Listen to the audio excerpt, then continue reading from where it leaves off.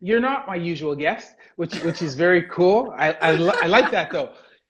That's a good thing, right? So first of all, Josh, thank you very much for agreeing to do this with me. I think this is going to be a really exciting conversation. It's going to be really fun. First of all, for the people who obviously all the gaming community knows who the hell you are, but for the non-gaming people who might be listening, the fitness people, please tell them, who is Josh Lujan? All right, so my name is Josh Lujan, but my community, a lot of them know me as Xaryu. All right, so I'm a World of Warcraft player. I'm a 15-time rank 1 mage within the game. That means I've been playing way too much World of Warcraft over the last decade. So that's basically who I am and what I've been doing. But over the last couple of years, I've been introducing the gaming community to my other passion, which is fitness and health and just getting outside, getting active and getting, you know, the body moving just a little bit. And my whole motto for the stream is to do your dailies. And in World of Warcraft, to do your dailies means to do these daily basic quests or activities that are going to improve the health of your character and make your character stronger over time. And we talk about doing your dailies in real life as well, meaning eat some food, get some sleep, get some movement, get some sunlight or get outside, socialize, right? And eat some fruits and veggies and protein, the basic fundamental things that are going to make us feel human, right? And we're going to be doing those things every single day, right? So we're talking about doing your dailies in real life before getting on the game. So I'm doing that and leading by example for the community, and then members of the community are joining in every day and doing their dailies. And it's been pretty awesome these last couple of years. Excellent, man. I think that's so important. All right. So having said that, let's jump right to it because I have a whole heap of questions for you, young man. And so we're going to get right to it. So the first question that I have for you, and you touched upon this just a little bit in your introduction, but what is the relevance of your fitness training to your everyday activity and to your everyday life? Okay, so I'm not going to complicate this one too much, right? For me, it's about feeling good. I get this question all the time on the workout live stream. So just if you didn't know, we do 2 live streams on Monday, Wednesday, and Friday. The first one is a workout live on Twitch, and we're doing body weight workouts in the home gym. And the second one is we're playing World of Warcraft. We're playing games on the stream, which is pretty cool, right? We're just showing by example that you can get your workout in, and then you can go play games. But for me, it makes me feel good, right? I like to play games. There's another kind of phrase that I've coined called guilt-free gaming, GFG. And what I mean by that is I want to be able to feel like I've accomplished something for the day, like I've dedicated some time to my health and to my fitness practice before I'm going to hop on the internet and play games. So for me to play games at my full capacity, to enjoy myself fully, to be present, to be there, I first want to get in a workout, you know, progressive overload my compounds or you know, do whatever my training goal for that day is. And then I can actually enjoy the game a bit more. Furthermore, I would like to argue that I'm more mentally sharp with it, aware when I'm post-workout versus waking up, rolling out of bed, drinking an energy drink. I'm all, you know, sluggish, and I'm just like, oh man, okay, let me try to wake up. It gets me up, alert, and now that I'm up and alert, I can play to my maximum level. So that second part is more subjective. I think for me, that's what I've realized. I would like more studies done on that, but I think I do play a lot better after a post-workout. For sure, man. I like the idea of that guilt-free gaming. And there are actually that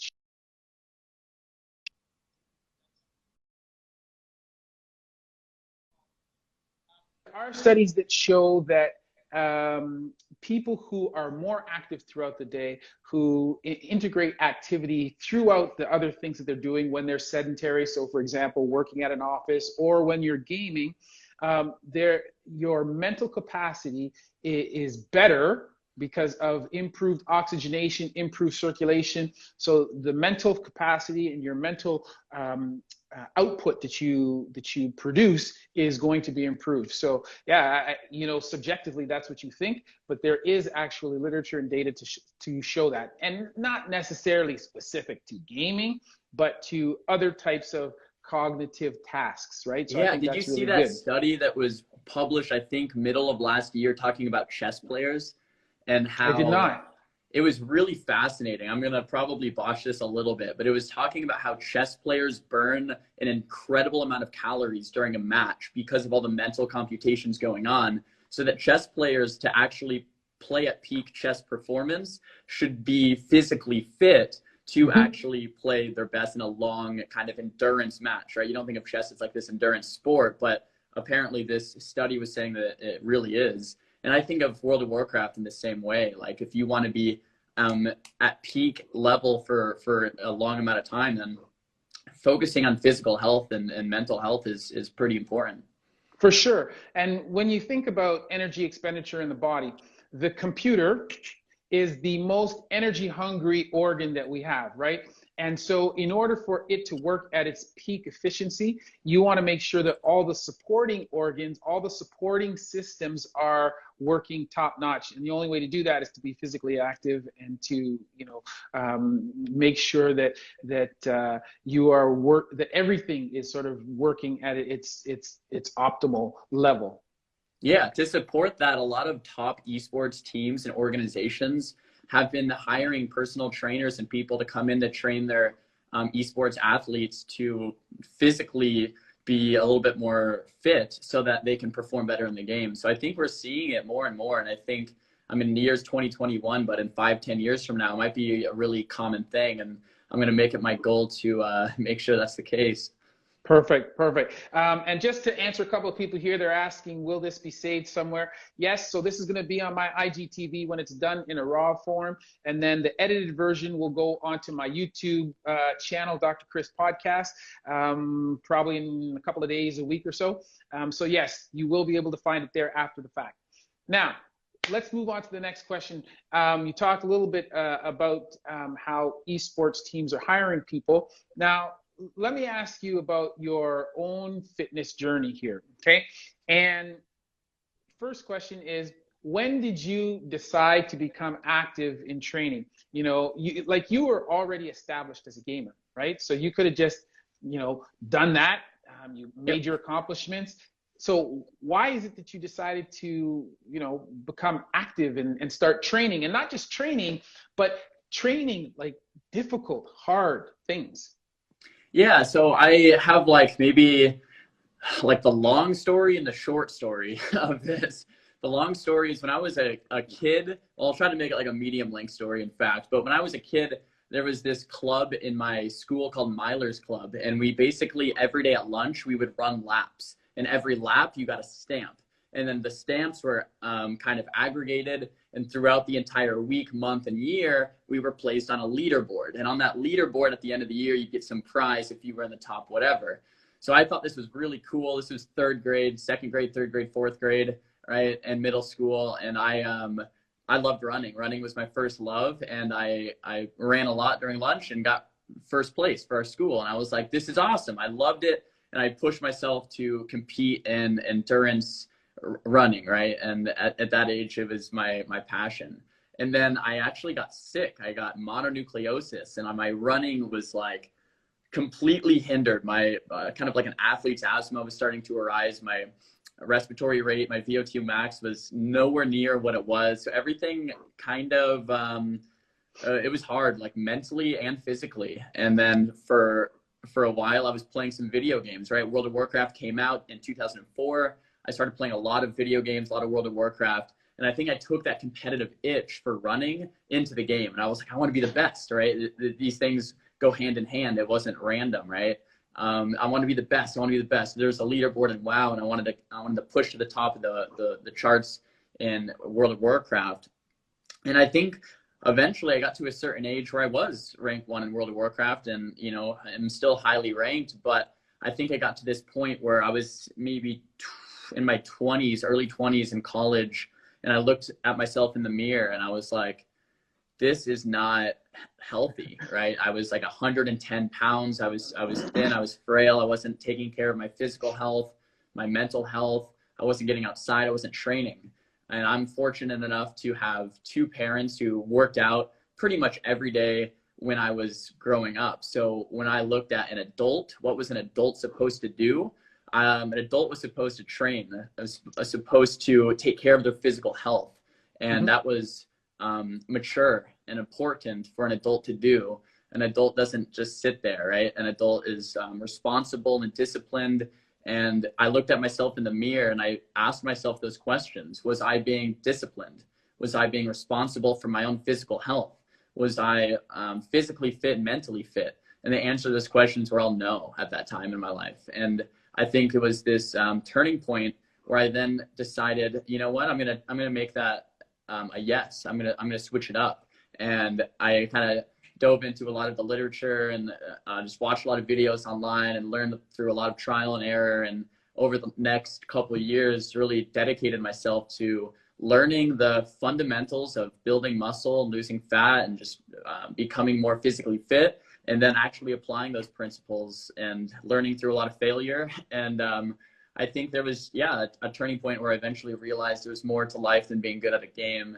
And I wanted to actually be physically fit. And then to my surprise, as I became more physically fit, my performance in the game increased and I started doing better. And I was like, wait a minute, these things actually aren't mutually exclusive. They're actually very synergistic. And from there, it's like, cool, we can actually go ahead and do both of these at a very high level. And then when I kind of started realizing that and sharing that with the community, a lot of really cool special things started happening. Yes. So, and you know, the combination of somebody who is like a world-class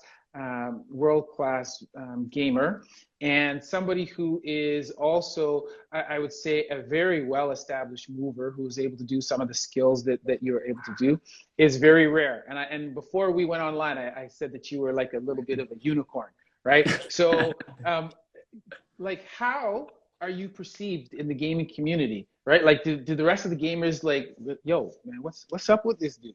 You know, like what are they thinking or what do they say? It's a great question. To be honest, I'll be frank, man. I'll be upfront with you. I think a lot of people may respect me, but not necessarily like me. And you want to know why? Because I'm going against the grain. I'm going against the grain very much so to say it's not okay to just be inside 12 hours a day. It's important to take care of your physical and mental health. And people don't want to hear it. You know, it's something that people need to hear, but people don't want to hear. And if you tell people what they want to hear, a lot of the times the reception's pretty bad. So to be honest, I think I'm a shining light in a dark place. And then the people in the dark place might not like that light. They go, no, this is my place to escape. This is my place to not think about real life. This is my place to get away on the internet. I don't want to think about physical health, mental health. I want to play my game. Stop trying to get me outside. And I think there's a lot of resistance there. But that's exactly what I'm after. I'm exactly after that resistance. That resistance is why I am so passionate about what I'm sharing, because people need to hear it, right? I needed to hear it. I needed to hear it when I was 12, when I was 14, when I was 16. And I'm just telling the world what I needed to hear when I was a young teenager. So I have a lot of friends in the community, and I think the message is more recently being really, really well received. At the same time, I think it pisses a lot of people off, and maybe for good reason, but I'll be that guy.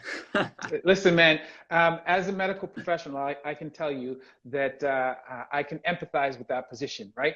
Because oftentimes you have a lot of patients that come and they have a preconceived notion in their mind or in their head of what they want to hear, right? And at the end of the day, I am paid to fix people, to make them better, right? I'm not paid to be people's friend. And it's not, it doesn't, no, seriously, it doesn't mean that I'm a dick. I'm not gonna speak to people in a condescending way.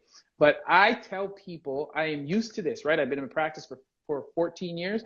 I am used to telling people things that they don't want to hear, right? And it's like, I have to be that guy, right? Nobody else has told them. And I'm like, yeah, you know what, dude, you're like 50 pounds overweight. Like, of course your knee is going to hurt, right? Or of course you're going to have this type of thing. You are out of shape, right? And I can help you. I can support you. We can do this together. I can, direct you in the right direction. But you have to want to do it, right? And first they have to accept the message that you're telling them. So I applaud you for doing that, you know? So now let me ask you, you mentioned a little bit that you found that your gaming improved after you started working out. So how has training in particular, so let's get a little more specific, how in particular has it changed your gaming? And has it changed just your gameplay, or has it changed also your gaming philosophy? That's a great question. So I do think a lot of these things play hand in hand, although you might look at it like initially and be like, how would working out have anything to do with playing a video game? The philosophy is very much aligned. I think after dedicating a more disciplined training approach and structured training programming, it's made me realize when I lose a game of World of Warcraft or Arena, to look at it objectively, not to look at it with emotion and slam my keyboard and throw my headset on the ground. Objectively, what happened? Why did we lose? Let's look back at the tape. You know, one of my biggest teachers or tools that I've used to learn and progress has been recording myself. I'm actually going to do a post on this soon on my Instagram, but in my opinion, recording myself has been a shortcut, so to speak, to self-awareness in many regards. But for my training specifically, I record most of my sets so that I can look at the tape back and see if my tempo is where I want it, if my sets are as clean as I think they are, as my line is straight as I feel as it is. And a lot of the time the answer is no, it's not, right? And I learn a lot from that. So taking that same philosophy to the game, if I want to improve at World of Warcraft, if I want to improve in my gameplay, what do? Same thing. I play back the tape. Why did we lose this game? You know, what could I have done differently, better? What could I have changed? And looking at things objectively through a lens of just improvement versus being emotional, right? And I think that level-headedness and sensibility comes through a level of dedicated discipline and practice through my physical practice. I think that's quite important. And to your point, you know, I remember, you know, like relative to what you're doing, my level of skill is much lower, right? But I'm aware of the things that make movement quality good. So for example, I remember working on my handstand line, right? And I have a terrible, like I don't have a good freestanding handstand yet, but it's something, I know that it's a work in progress. But I remember knowing, okay, I need to have a good hollow position. I need to make sure that my arms are elevated, my biceps are by my ears. I need to look, I know all of the cues, right? And I remember thinking to myself, I'm straight. Yeah, no, I got a good line, until I recorded myself. And I'm like, what kind of, where did this banana back come from? like it didn't feel like that. You know what I mean? But I would never have, and people, you know, they can give you the cues, right? But until you actually see it and you go, oh, this is what I thought I was doing, but that's what I was actually doing, then you know, you need to have that feedback. And I think the after action review, the videotaping, I think that's so true. And this is something that we, in a medical perspective, we have been kind of considering this in the recent past couple of years in terms of helping surgeons develop their skills and become better, right? Actually taping what we're doing, reviewing it afterwards, say, oh, you know, could I have done that? Could I have made that cut better? Could I have, you know, my approach was better? Could I have done the, you know, could I have placed this retractor better? All of these things are important, right? So I think that is an excellent tool, man. And big up to you for doing that. Yeah, absolutely. It's something I share with any walk of life. Like if someone wants to be a better public speaker, record yourself. You're going to see nuances in your body language and your facial tics, like, you know, what you're doing with your eyes, face, mouth. Record yourself, watch it back. Are you presenting yourself the way you think you are? And almost every time it's not, right? And that self-awareness and, you know, that self-awareness driven through recording yourself is really important to improve. So yeah. yeah. So tell me, Xaryu, what are the main tenets or main foundations of strength and conditioning training for you? So it's a great question. One of the most basic principles that's probably transformed my training, or at least propelled it forward, is progressive overload. Right? So progressive overload is the idea that each week we're going to be adding some stimulus, whether that's going to be through more volume, through time under tension being increased, or form being increased, or through increasing the weight. So weight repetitions or time under tension, generally speaking. For calisthenics, it's a little different because there's a lot of nuances with alignment and form and stuff like that too.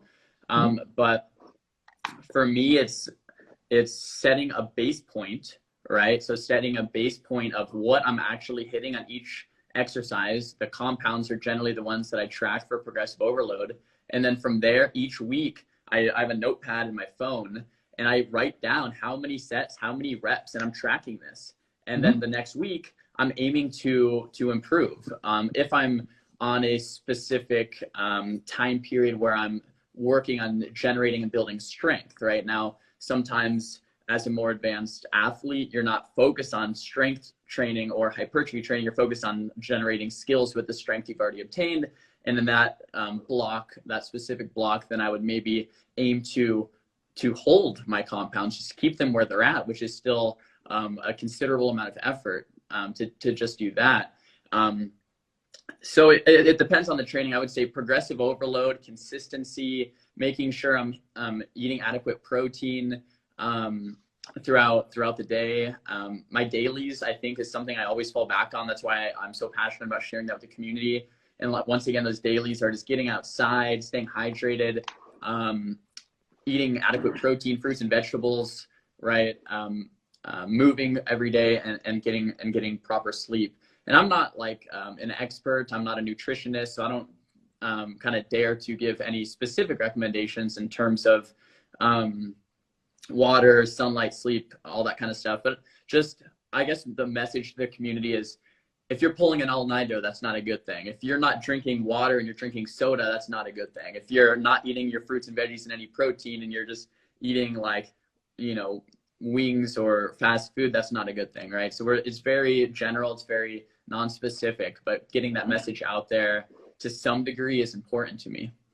For sure. And I think all of those tenets are extremely important. And the thing that I want to sort of harp on or reiterate the most is the progressive overload. And I have so many people who often say, oh, I've been training, I do this and I do that, and they do the same thing all the time. But the body is a very efficient machine, right? And it very quickly gets used to and acclimatized to the level of demand, right? So if you don't gradually increase that level of demand, it's not as if you're staying the same, you're actually going backwards, right? Because the body becomes used to it, and then it's not changing anymore. So yeah, I think that's very important. Now, you talked about, when I read your bio, you talked about doing many different types of training, okay? But you have basically, settled on calisthenics, bodyweight training.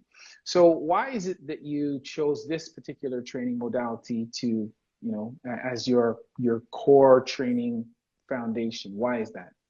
I mean, I think with life, I think there's lots of ebbs and flows. So like I said, when I first fell in love with training and transforming my body, it was very much so endurance, right? I was in track and field, I was in milers club and in cross country, and I liked endurance. I liked endurance for the mental challenge as well as the physical challenge, and I felt really good, right? And I think the underlying cause is I felt good. For a while, when I was in my early 20s and I was starting with bodybuilding or lifting weights, I was more focused on hypertrophy, right? And I wanted to grow the muscle, and I thought it was really cool. I'm not going to lie, I probably got into it for some aesthetic purposes, You know, a lot of people might start training for that reason and then find out there's a lot more to it. And then there's a lot more things that are really cool with training. So I've done endurance training in the past. I've done training focused on hypertrophy in the past. And for the last couple of years, I've been mainly focused on strength training. And I've really fallen in love with strength training, I think, because it's not just fluffy muscle that looks cool, and it's muscle that can do stuff, right? And it's muscle, like, to do a handstand push-up, if you have a lot of muscle, might still be very difficult, right? I mean, there's a skill component as well on top of the strength component, but strength crossover and carryover to a lot of the movements that I work on is incredible. And it's so fun to be able to, I almost like being a smaller guy and having just a normal size shirt on, you know, whatever, but then I can bust out a planche or a one arm chin up for 5 reps or a handstand push up and stuff like that. And it's like cool. Like it's almost cool to have that like hidden level of elite strength. Right. And right now that's what I'm really, really gravitating towards and enjoy. Why do I enjoy it? More than conventional forms of training, I think was your question, right? So like instead of just lifting, you know, normal compounds like a bench press or a dumbbell curl at the gym, I think it's a little more practical with my body. More than anything, it's what I love and enjoy. And I always tell people, they're like, what form of movement should I adhere to? And my answer is always the same. Do the movement that you authentically love and enjoy, because the thing that you enjoy, you're going to be more consistent with. And if you're more consistent with it, you're going to actually see results, right? So don't do a movement that your friend's doing or something that's just a fad or something that, you know, whatever. Do what you authentically like. Like, it should give you results. You should be feeling the positive benefits, the synergistic benefits with your lifestyle. For me, being more mobile and strong makes me feel good. I'm walking around the grocery store moving like this, you know, and I'm sitting in a squat, you know, in line. It just feels good, and I feel really great doing it. So I enjoy it is the short answer. Perfect. So tell me, who are when we're talking about fitness now, who are some of your mentors? Okay, you know, mobility, body weight training. Who are the people that you sort of gravitate to, get information from, look up to? Yeah, so I haven't had like a mentor-mentee situation where I'm actually talking to someone in terms of training, but I have a lot of people I look up to in terms of getting information from. So it's like an indirect mentor, I suppose. Ito is definitely a source of inspiration when I first began training in this style a couple of years ago, and it was really cool to see him being so strong, but so fluid and mobile. And I was like, whoa, that's a combination that you don't see very often. This is incredible. There's another guy, Josh Hash. He goes by Strength Side on YouTube. He has great movement and mobility flows and tutorials. Definitely took a lot of inspiration from Josh. Let's see. Devin Kelly, he has an Instagram account. He focuses on strength training primarily. He does compound movements like squat and deadlift, but then still is proficient in something like a front lever, a planche, or a handstand push-up, which is, you know, very similar to the type of training that I like to adhere to. Fitness FAQ is very in line with the approach that I like to take, and Bodyweight Warrior, pretty similar as well. So there's this type of training approach that is focused on strength, mobility, and movement, but feeling good in the body, not just looking a certain way all the time, is kind of put on this pedestal of being able to actually back it up, not just look a certain way. For sure, man. And I think that's one step closer to being a ninja. You know, that's what's important, right? So that's right. So now, I saw on your Instagram today on your story, obviously you're doing sort of a conventional compound movement. You're doing a back squat, right? And we know that you do body weight calisthenic type exercises using those type of apparatuses. Are there any other type of odd, what people would call odd objects that you used for your training? Yeah, let's see. So most of the stuff is pretty conventional. It was funny though, when we first started training at my old apartment with Bodyweight Style, it was really just anything we had at our disposal, right? We used 2 stools to do weighted push-ups. We used a chair to do step downs. We used, like anything that we had. Maybe we used those same stools for lateral raises or for a bicep curl. So we used basically anything we had at that time. I'm lucky enough now to have most of the proper equipment, which is awesome. Not necessary though. We say that in the program that we recommend to have rings or certain pieces of equipment, but it's not necessary. You can do a lot with just your body weight. One thing that might be a little non-conventional is a stick. We've been using the stick to train sissy squats with the balance component removed. So you can perform the sissy squat with support of the stick, and it's really going to be more focused on the strength component of the movement. It's going to take away trying to have to balance. You can do the same thing holding onto a wall, but the stick version's been very nice. And then to work on shoulder mobility, overhead extension with the stick as well. But a lot of traditional things. I use rings. Gymnastic rings are my favorite tool. If I can only recommend one thing, it would be those rings, because you can do everything with them. And then I have a barbell in the garage. Like you mentioned, I just started about a month or 2 ago incorporating some more compound movements, traditional compound movements into my training, deadlift, squats, and overhead press. And that's just with a barbell and a squat stand. But yeah, rings and a pull-up bar, and a stick and a box. Yeah. Listen, you got to get back to basics sometime. And the thing about doing this type of training, it doesn't matter whether the gym is closed. It doesn't matter where you are. You can do what you need to do almost anywhere, right? You have a few pieces of equipment, and you can MacGyver it and still work out, right? Yeah. So that's what we like to share too. I think a very common excuse for not getting started with your training is that I don't have the right equipment. I don't have that gym that I need, or like people will see the at-home setup we have now and think, oh man, if I only had that, I could get started.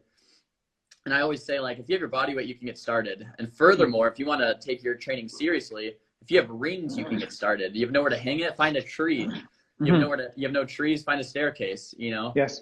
At my old apartment, I got a pair of $20 wooden rings from Amazon, threw it over the staircase, and now I have a full gym right there under the stairs, right? So you can always get started. We definitely stress that in the training streams and workouts. There's definitely no excuses to not get out there and start training with your body weight.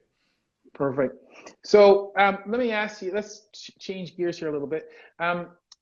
When you're working out now, or when you're programming your workouts, do you consider injury prevention, okay, when you're programming or when training?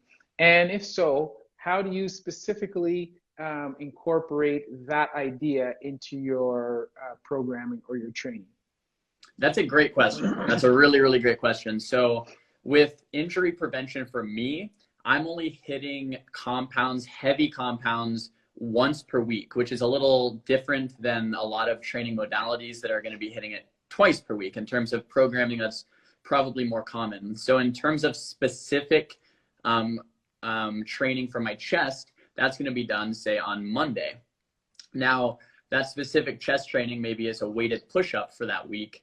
But chest is also going to get worked with dips when I'm training dips, and that's on a separate day. Maybe it's not as specific as the weighted push-up, but I'm also, incorporating it twice per week. It's the same with legs, shoulders, everything that I'm doing. I'm hitting it once, and then once non-specifically through the means of a compound.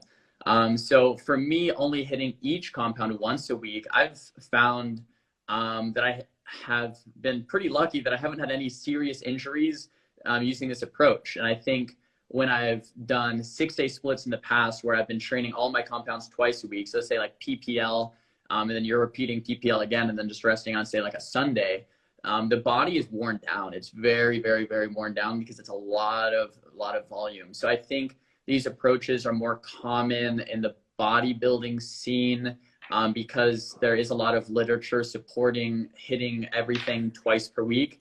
But for me, hitting each compound once per week, but splitting my routines up in a way where each muscle group is still getting hit twice per week, has led me to have very little injuries. Having said that, injuries still happen. It's inevitable, right? I have had several minor injuries over the last half decade. Tennis elbow and golfer's elbow, when I was kind of benching too heavy. And every time I get an injury, a minor injury, I kind of treat it the same way, right? The first thing I do is assess what's causing the injury. Why am I feeling pain in the certain area? So if it's in my elbow, I would probably do some research and see what is actually causing that pain. Why am I feeling that pain? And then once I kind of figure out what it's from, say I kind of make the assessment that it's from the overpowered bench press, I would then take a step back on bench, maybe go a lot lighter on the next following weeks, record my sets and make sure my form's okay. So take a step back and make sure my form's okay. And then I'm going to look at the anterior muscle group or the opposite muscle group, and look, so maybe my back, am I pushing a lot more than I'm pulling? Is there an imbalance anywhere? Same thing if my knee was hurting. Is my quad overpowering my hamstring or vice versa, right? So I want to see if everything is balanced. I want to take a step back from the thing that's hurting it, and then I want to rebuild back up, usually with some type of physical therapy. So with my elbow, I used the TheraBand. It was kind of just like the rotation of the wrist, building up that rotation strength. I have had that elbow pain, and then within a few weeks or months of taking a step back from the thing that's hurting it, focusing on imbalances and introducing physical therapy to get back to 100%, elbow feels better, right? Same thing with the knee. Maybe my knee's hurting. Okay, what's causing it? Is my squat not controlled enough? Do I need to go down slower? Let me take a step back. Let me reduce the weight. Let me add in some physical therapy for the knee. Same thing with if my lower back is experiencing any pain. Is my core strong enough? What's causing the pain? So it's the same process that I do with any injury. I am fortunate to say that I haven't had any major injuries, and I'm very fortunate to say that it's just been a lot of minor stuff, and a lot of the stuff I've been able to tackle and handle just by using the process that I've laid out.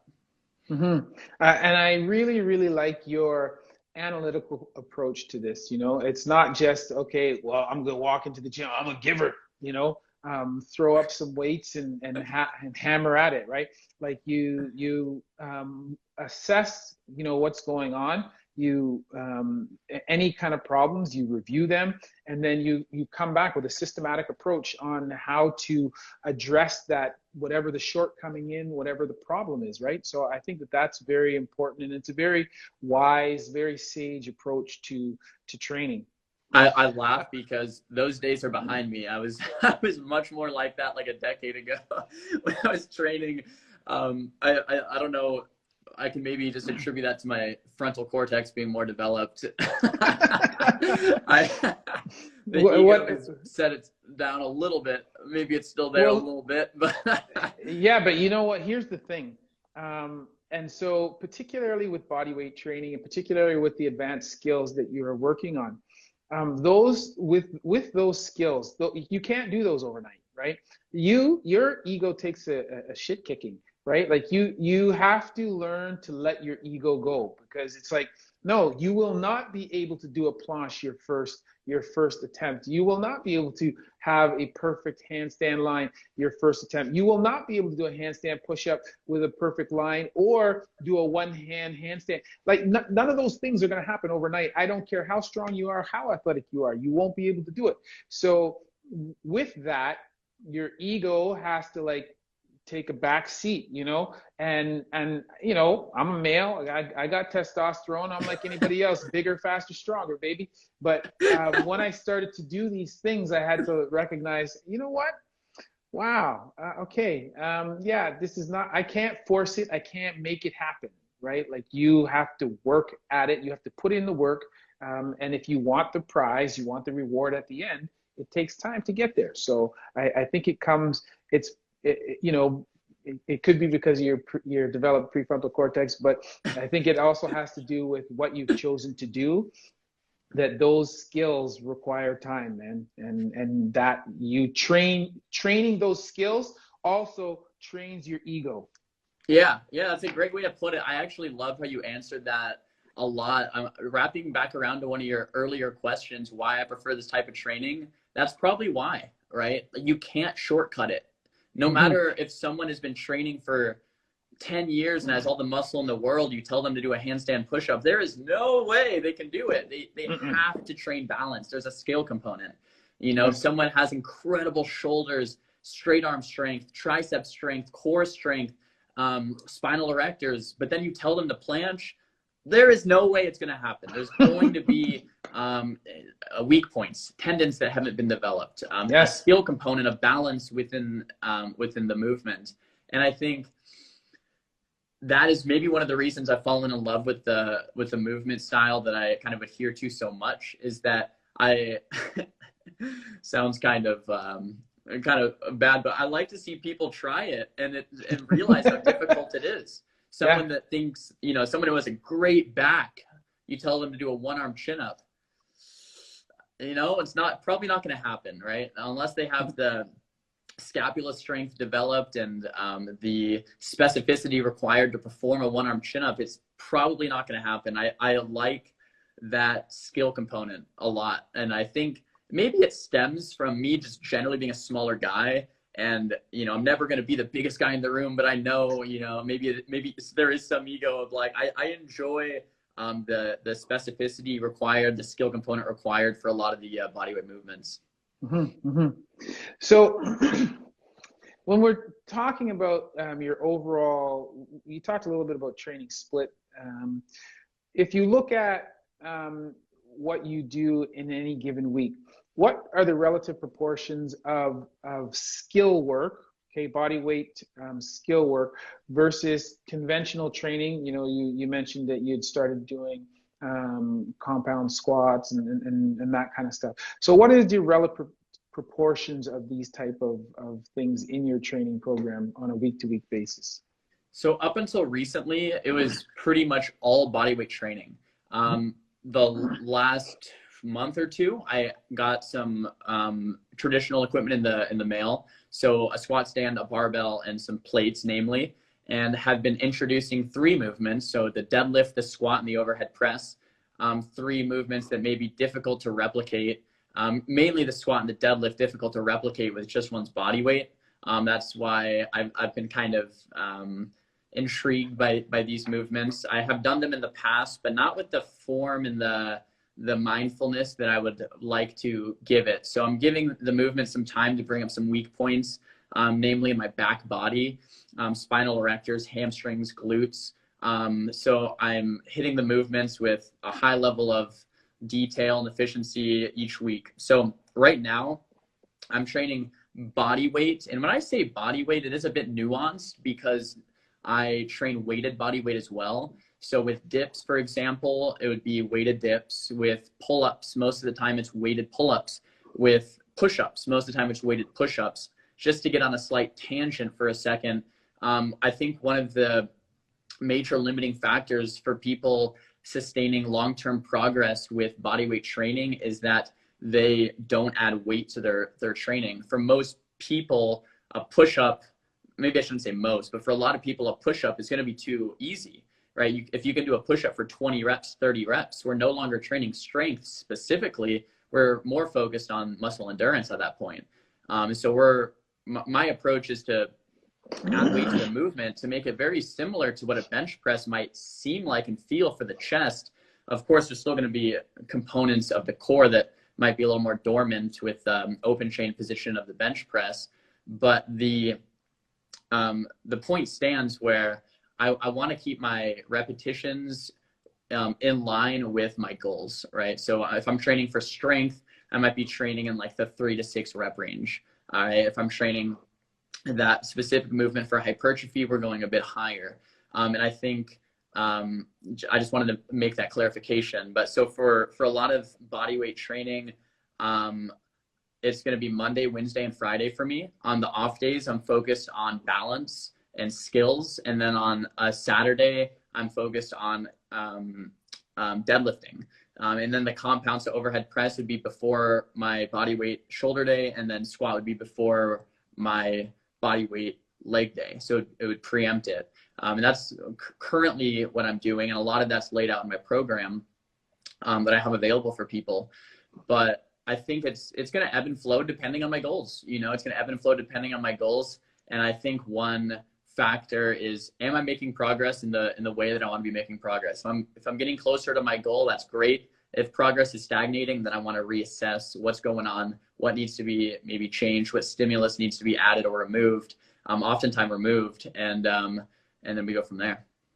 Okay, so if you look forward into the future, let's say the next 5 years, okay?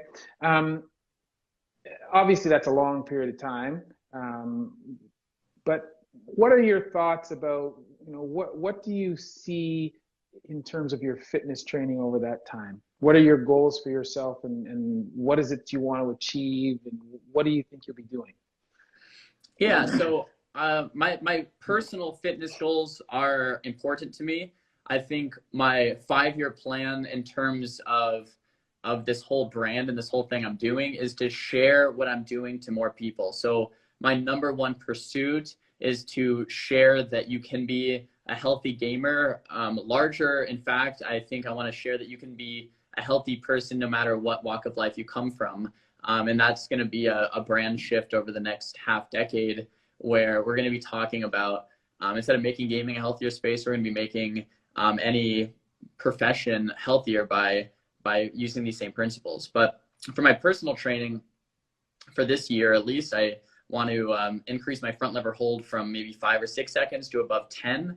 Planche push-ups are on my radar.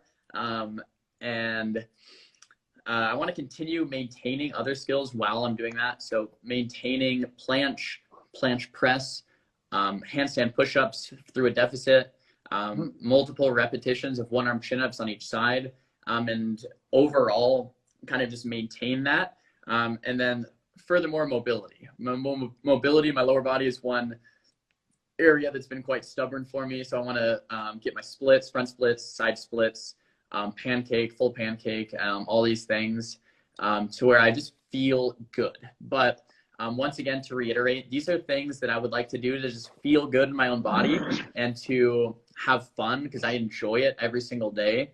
But it's less like about me than sharing that, look how good these things are making me feel, you can do it too. That's very important to me, right? Sharing that with the world. And it's not all about just all the things that I can do in the next 5 years, but how many lives we can also touch in the next 5 years. Excellent, man. I think those are amazing goals. And I remember the first time that I saw a planche push-up. I was on some YouTube video or something, and I was like, what kind of sorcery is this? How did they Photoshop this? People don't do this for real. And then I realized after the fact that, yes, this was something that people actually did, you know, on a regular basis. Of course, it takes years of training, but yes, it is something that people can do. Now, your training at this present time takes primarily influences from gymnastics and perhaps a little bit of acrobatics. Are there any other disciplines that you practice? And, you know, would you say that you are more of a movement generalist or a movement specialist when it comes to these disciplines? A great question. So for me, when people ask, like, so what do you do? What are you? What kind of training is this? It's actually kind of a difficult question to answer, because I have inspirations from yoga, gymnastics, acrobatics, like Ido Portal style movement, capoeira, kind of dancing, movement, break dance, a lot of different inspirations. And to be honest, I wouldn't call it any of those, which is maybe difficult, right? Because a lot of my training in terms of strength maybe stems more from powerlifting than bodybuilding. But I wouldn't call myself a power lifter at all, right? But like if you're training for a one-arm chin-up, the modalities are a lot closer aligned with powerlifting than bodybuilding, in my opinion. And if you're training for maybe like a handstand push-up, there's a lot of components maybe through skill that's practiced through gymnastics, but you know, powerlifting also has a lot to do with just power output in general for essentially an overhead press of one's own body weight, right?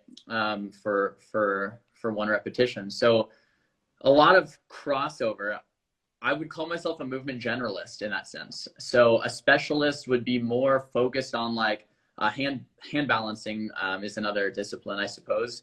Hand balancing specialist, man, those guys are incredible, right? I follow some on Instagram, and they one-arm handstands, one-arm press handstand, all these different like poses, 7 pose, tented pose, like all these different things, and it's incredible to watch and see. I am nowhere near a hand balancer in terms of hand balancing. I'm also like for someone who's a calisthenic specialist, they mainly focus, I shouldn't say mainly, but a lot of calisthenic experts focus on holds. So front lever holds, planche holds, human flag, right? You see a lot in a lot of these kind of iconic calisthenic movements. I also wouldn't consider myself an expert. I like to dabble because I think it's fun, but I also like doing things like squat and deadlift, and it's just compounds with my body weight. So like a weighted dip. I guess that reminds me of another movement style or another discipline, street lifting. What I do maybe is closest to street lifting in a lot of ways, right? I'm maxing, not maxing, but keeping like a 5-rep max of a weighted dip is important to me. Why? Because a 5-rep max of a weighted dip is going to express a lot of power and strength in the shoulder, the chest, and the tricep, which is going to carry over then to a lot of ring work, floor work, and parallel bar work, right? So yeah, I don't know if that's a great answer, but movement generalist, definitely. I would not call myself a specialist, and I don't even know necessarily what to call it, but it takes inspiration from a lot of different movement styles and disciplines. Well, listen, man, I think that's still valuable. And I don't, I have interviewed movement specialists before, for example, Miguel Santana, and yeah, handstand, like, that dude is amazing what he can do. He is probably more stable on one hand than I am on both feet. So that guy's pretty awesome. Yeah. It's ridiculous, right? So and I salute him for what he does, but I also think that it is very specialized, right? And so, and he himself has said that although he can do other things, his primary focus is hand balancing. And I think for the average person, it's better to sort of be good at a whole bunch of things, right? And so I think that having a generalist approach, unless you're doing a specific task for a specific reason, in Miguel's case, he's a hand balancer, and hand balancing is how he earns his income, right? So he is a machine at it, right? But for most people, if it's not gonna support you, then I think to have basic mastery of a bunch of different skills, I think that's very good, and I don't think there's a problem with that. Yeah, so there's this philosophy called the cost of mastery, right? And it essentially talks about if you want to get really good at something, like world-class level at something, there's going to be a cost associated with that. Why? Because getting world-class at something takes a lot of time, and there's an opportunity cost with time. If you're training something, you're not going to be training something else, right? Mm-hmm. So for me, I understand that. And if I wanted to train, one-arm handstands, but then I also want to train planche push-ups, and I also want to get proficient at a deadlift, like what's going to take priority? And those are real questions, right? So certainly, yeah, that cost of mastery concept comes up a lot on stream, because people will say like, wow, what an amazing World of Warcraft player. I wish I was that good. And then I always say like, do you? Do Yeah, you know, exactly. do you know what I paid? What is the, do you know what the price is, man? Do you, yeah, do you know what it costs to get here, right? And so that principle of the cost of mastery has been pretty profound because it is a choice. It is a choice with anything that we do, how we spend our time, how we kind of divvy out our time throughout the day, how much is going to be for hand balance and how much is going to be for strength and how much is going to be for mobility. Yeah. So in short, I would definitely call myself a generalist. Yeah. Cool. So earlier in our conversation, you talked about people, you know, saying to people, um, choose the thing that you are truly passionate about and use that because that's the thing that you're going to be able to do on a reproducible basis. You're going to Yep. do it on a regular basis, right? Okay. So having said that, okay, you obviously are focused in body weight training, calisthenic type of training. Um, when you consider the average person, how effective do you think that that type of training, calisthenics, body weight training, is for the average person when compared to what people would conventionally think is fitness training, right? Cycling, running, elliptical, yada, yada, yada, all that kind of stuff, right? Yeah, so I think there's a lot of crossover, right? And that's kind of one of the things that we talk about a lot on the live streams and in the program. So the bodyweight training gives you the fundamental tools to then take into a lot of different disciplines. And what I like about it is you can do it anywhere with just your body weight. So, for example, like a pistol squat might be developing a lot of muscles in your legs, the hip flexors, and the mobility to do that. But then all of that mobility, now if you're going to play soccer, right? If you're going to be a gymnast, if you're going to be doing a lot of different disciplines, you can carry that with you, right? So that's why I say it's a very good place to start to build a base level of understanding of the body and the movements, and then take it with you for whatever that true passion is. And I think a good analogy too, like, so I did say that people should primarily be training in the way that they enjoy and love training, right? And I think that's mainly true, right? If you should be loving what you're doing when you're moving, you should be feeling good, and it should work for you, not against you. I think at the same time, like when you're majoring in college, you pick your major. There's going to be classes that are really fascinating and that you really love, and that might be the bulk of it. But there's going to be those core classes, the general education classes that are also important to get you started on your way. And the way I see it is a lot of this body weight stuff, at least in my program, is the core basic stuff, the core basic compound movements that is going to help you no matter what your sport is, no matter what your discipline is, no matter what your practice is. And getting to a level of efficiency with these movements is going to be helping you pretty much no matter what you're doing. So if you're like, say, a boxer or something, and you're mainly boxing, but doing an upper body day and a lower body day of compound movements is certainly going to help. There's going to be some crossover there that's going to help with the desired movement choice. So I would say people should be aiming to train in the way that they love doing, but at the same time, there's going to be some general eds in there too that are just going to help you across the board. I agree. And the way that I look at it is I think that the body weight training skills, the gymnastics strength training skills, I look at those as letters, consonants, and words in a basic language of movement, okay? And you need to learn those basics so that you can learn to put them together to make phrases and sentences. And then if you want to take your phrases and sentences and speak the language of basketball, go ahead. If you want to speak the language of football, go ahead. Whatever language, whatever physical sport, whatever language, sport language you want to speak, you need to have those fundamental phonemes, letters, consonants, words. You need to have those so that you can make everything else make sense. Yeah, I love your analogy better than mine. That's exactly what we're going for with the program, right? So it's all this style of trainings we're doing. There's a lot of crossover. If you want to then go play football with it, you're going to be in a better spot than if you didn't. getting a better mobility in the knees, the ankles, the hips, the shoulders. It's all going to come into play at some point in building proficiency with those compounds. Absolutely. I love that analogy. There you go. You can use it. It's not copywritten. You can use that. So listen, I will. When we're talking about training, right? Like obviously there, you know, some days you wake up, man, I feel great. I want to get at it and I'm going to do, you know, I can do everything. Other days you're sick, you're tired, you're injured, you're just plain fed up with life, whatever. Okay. So what are your recommendations, young man, for motivation on those days when you need to just get to it and you ain't feeling it?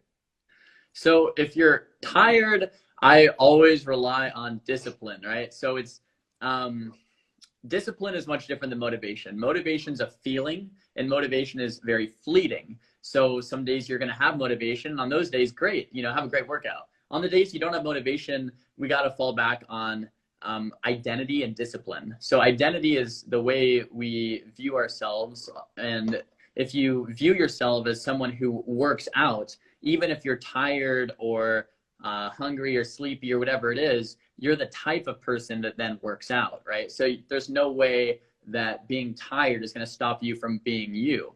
In the same way, like if I'm a WoW player and like you almost have this ego associated with this is who I am, right? Ego, how one views oneself is this is who I am. So I have that identity of I take care of myself physically and mentally. And that is powerful because then on the days where I don't feel like it, I almost don't have a choice. That's already who I've decided I am.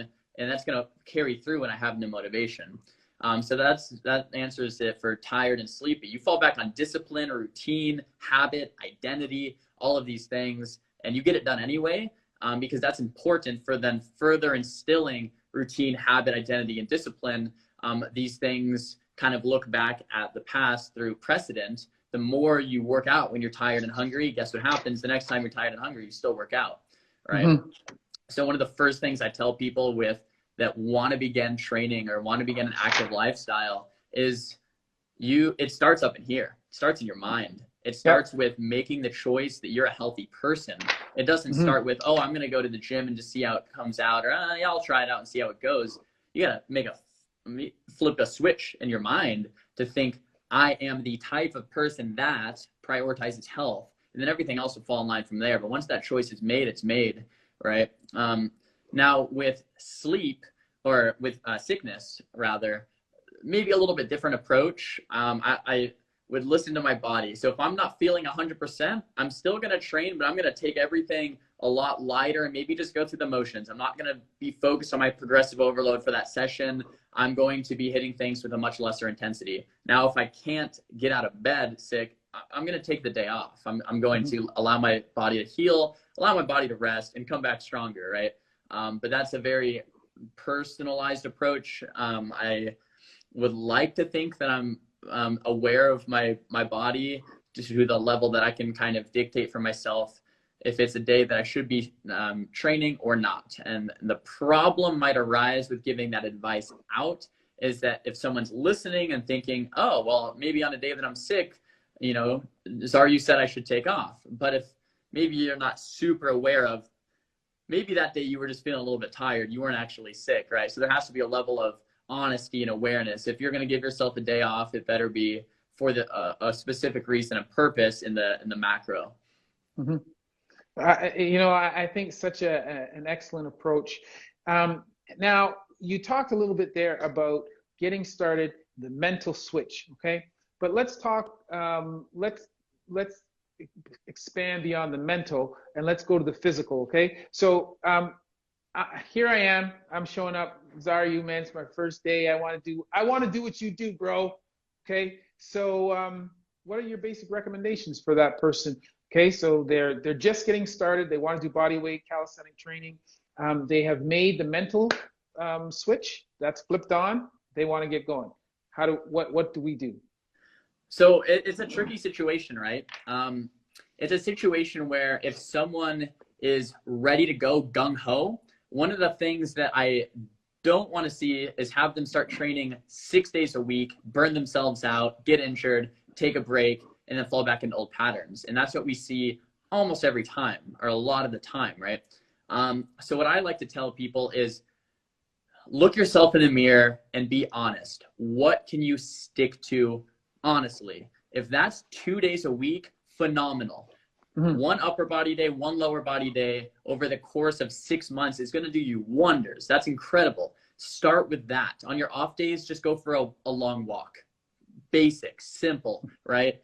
Lower body compounds, upper body compounds, go on the walk on the days off. You're going to be feeling and looking different in 6 months, guaranteed, if you show up and put in the proper work and stuff like that. So my advice is start small. Start small with what you can guarantee get started on with. There's no excuses, right? But with that, if you're only going to do twice a week, say you train Tuesdays and Saturdays, and Tuesday roll around, there is no way you're skipping. Like, that's what I tell people. There is no way you're skipping. And to make it even more extreme, maybe someone is just getting started and they said, okay, I can only do 1 day a week.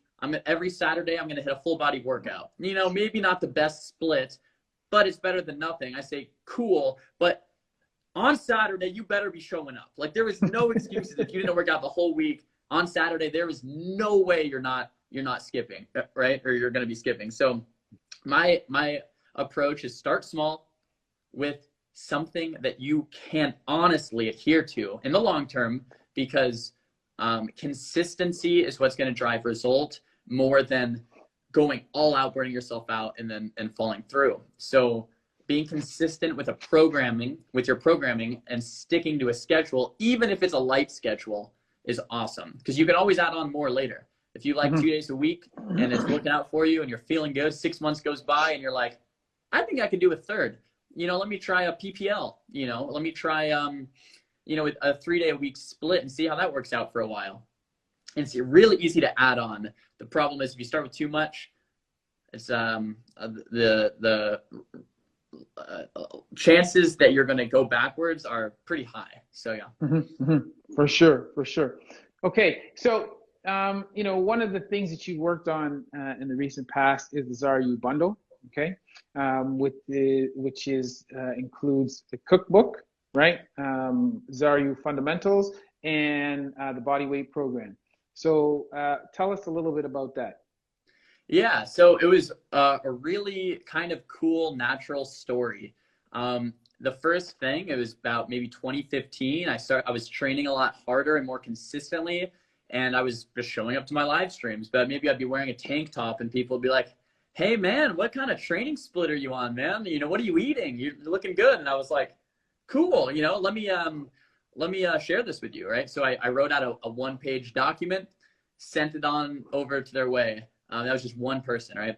And then a week later, another guy said the same thing. A week later, another guy. And then after a while, it was maybe tens. And then after a while, maybe hundreds of people asking what I was eating and what I was training. And I was just sending them a document, a Google Doc I typed up, and just shooting it out to people, right? And it was a couple hundred people. And then I realized, like, maybe this is something I should just have for subscribers, make it a perk, right? So if you subscribe to my Twitch channel, that's where I live stream is Twitch. If you subscribe, which is $4.99 a month, you'll get the program.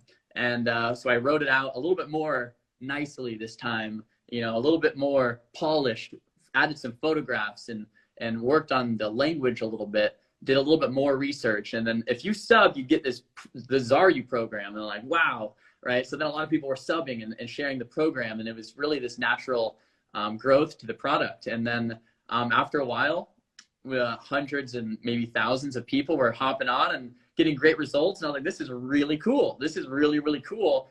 And it was a big step to then make a website. And then I was like, man, should I put it on a website? It's going to cost me like $30 a month for the hosting. And it's going to cost me, another $5 a month for the domain name. And back then it was a big confidence hurdle for me, I think, to get started with a business. And I was a little bit younger and I was just getting started, and I was like, okay, you know what? Let's start with the website. I got to just start. If I fail, that's okay. But I just want to just take a step forward and start with my business. So I started with Xaryu.tv, I think in about 2016, 2017. And I was really worried about those hosting fees, 30 a month. That's some big overhead. And if only you knew.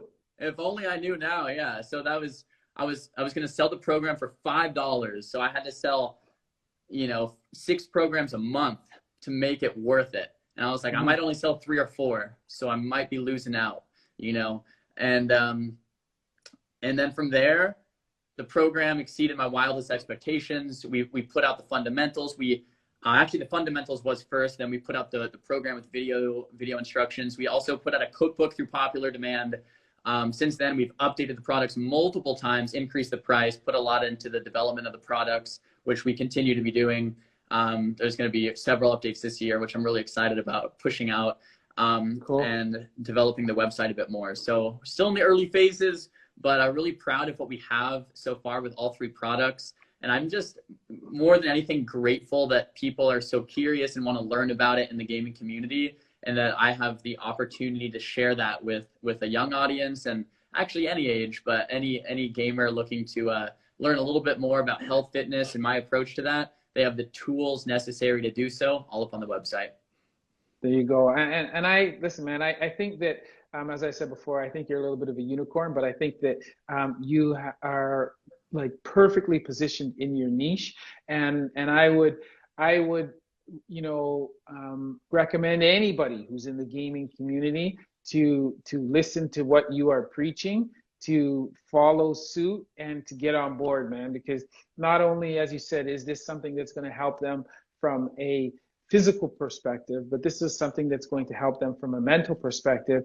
And as I said to you, there is data to show and suggest that, in cognitive tasks, okay, that require a high level of concentration, your cognitive abilities can be improved by this type of activity. So, and if people are wondering what I just said in English terms, man, work out, be fit, and you be a better gamer.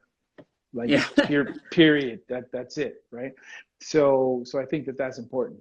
Yeah, I love how you said that and shared that. It's something that we talk about sometimes on the stream, because occasionally we will get the question like, Zar, what's all this for? Like, is it just for vanity? Like, do you just care how you look? Like, that's a little shallow, isn't it? Or, and maybe some legitimate questions coming through like that. We all care how we look. I don't care what anybody says. They care. We all do. There is a level, there is a component of that, absolutely. But I love how you said it as well with building a strong body also builds a strong mind. Because guess what? You learn that consistent, disciplined efforts are going to breed results. And once you make that connection that hard work is going to give you results, everything changes, right? You can build then a business, put in consistent effort, you're going to get results. You can build your relationships, with your spouse. If you put in effort and consistent effort, you're going to get results. If you put in effort on a live stream, on a business venture, on, relationships, physical appearance, it carries through mentally. And I think that fundamental idea is maybe just as important for me than sharing the physical, sharing that you're going to also have a strong mind in the process. And it's not just about how you look, although looking cool is going to give you more confidence, and that confidence is going to carry through in other areas of your life. That discipline and that connection between consistent effort and results is incredible. It's an incredible lesson for a young adolescent coming up, or anyone really, any age. If you can learn that discipline will breed results in the long term, ooh, that's good. Listen, I've had a phenomenal time. This has been a great conversation. I'm going to finish up with this, young man. Please let everybody know, those people who are not gamers or part of the gaming community, let everybody know where they can find you, and where they can find more information about what you do, the Xaryu bundle and all of that.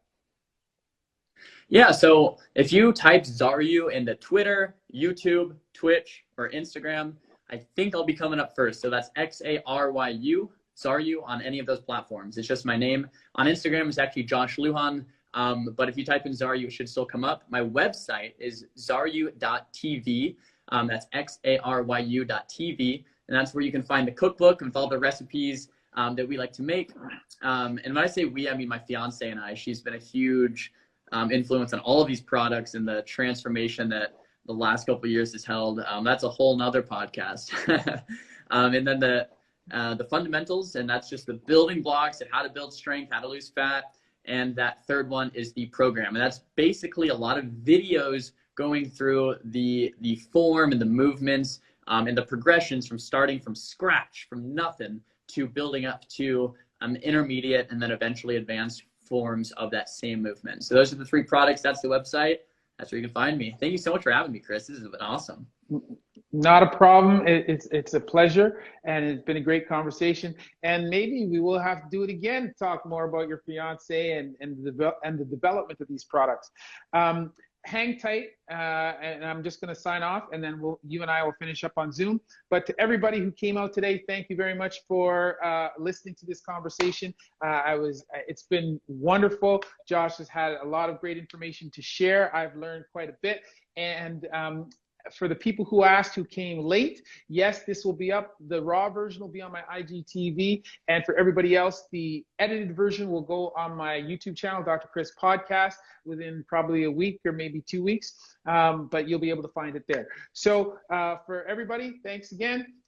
As always, that's been a word from Dr. Chris, not your everyday ortho. Giddy up.